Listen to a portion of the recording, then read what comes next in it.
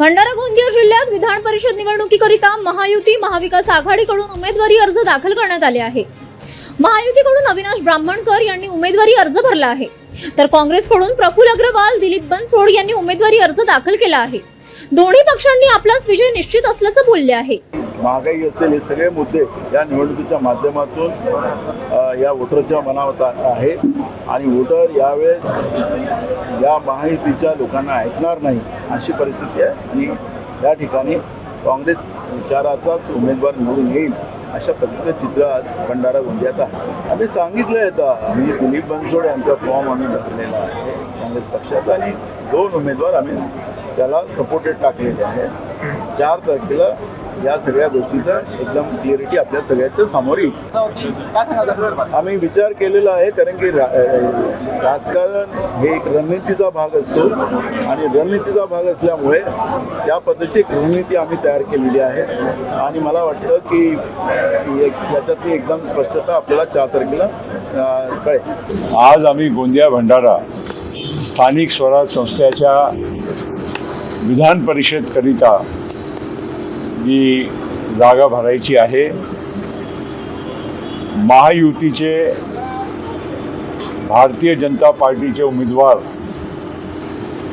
अविनाश ब्राह्मणकर यांच्या आज नामांकन आम्ही भरलेलं आहे आणि या महायुतीच्या आमचा उमेदवार भरघोस मतानं निवडून येतील त्यामध्ये आमच्या मनामध्ये शंका नाही।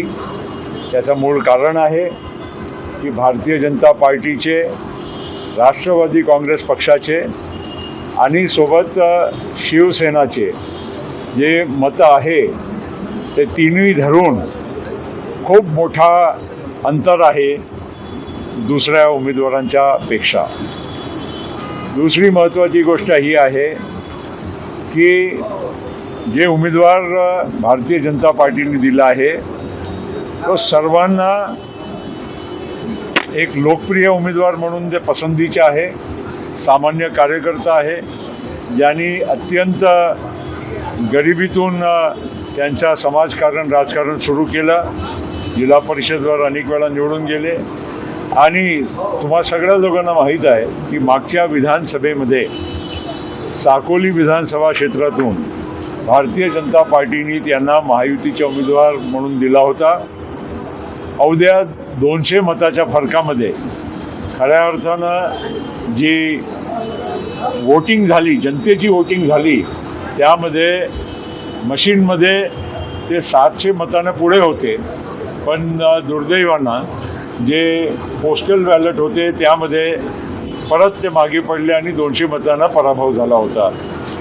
खऱ्या अर्थानं त्यांची विजयच होती, जनतेची विजय होती, जनतेची पसंती होती।